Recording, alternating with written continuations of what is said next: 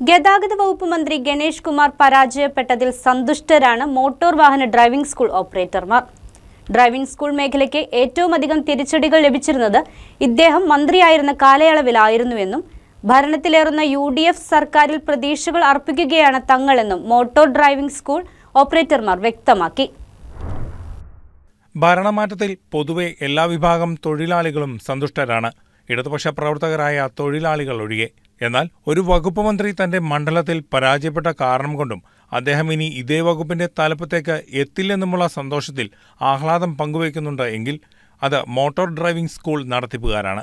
ഗതാഗത വകുപ്പ് മന്ത്രി ഗണേഷ് കുമാർ പത്തനാപുരത്ത് പരാജയപ്പെട്ട് മന്ത്രിയല്ലാതായതോടെ വലിയൊരു അത്യാഹിതം വഴിമാറിയതിന്റെ സന്തോഷത്തിലാണ് മോട്ടോർ ഡ്രൈവിംഗ് സ്കൂൾ നടത്തിപ്പുകാർ. പത്തനാപുരത്തുൾപ്പെടെ പലയിടത്തും ഡ്രൈവിംഗ് സ്കൂൾ നടത്തിപ്പുകാർ ഇതിനായി പ്രത്യേകം മധുര വിതരണം പോലും നടത്തി.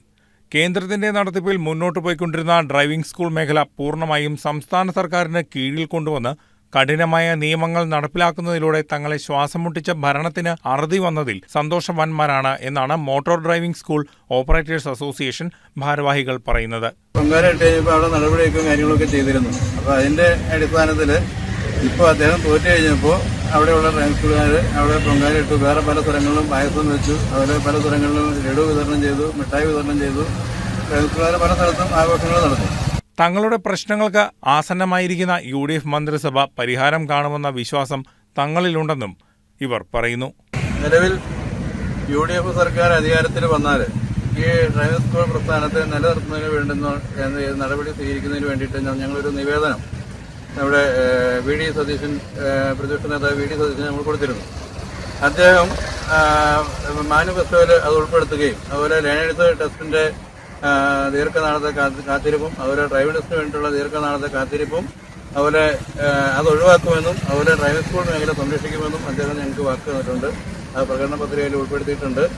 അത് നമുക്ക് വളരെയധികം പ്രതീക്ഷ ഉള്ളതാണ്. അത് ഇനി ഈ ഡ്രൈവിംഗ് സ്കൂൾ മേഖല തകരില്ല എന്നുള്ളൊരു ആത്മവിശ്വാസം ഞങ്ങൾക്കുണ്ട്. പരിഷ്കാരങ്ങൾ എത്ര തന്നെ നല്ലതാണെങ്കിലും ജനദ്രോഹപരമായ പരിഷ്കാരങ്ങളെ നിരസിക്കാനുള്ള അധികാരം പൊതുജനത്തിനുണ്ടെന്നത് ഇവിടെ വ്യക്തമാണ്. News desk KCB news.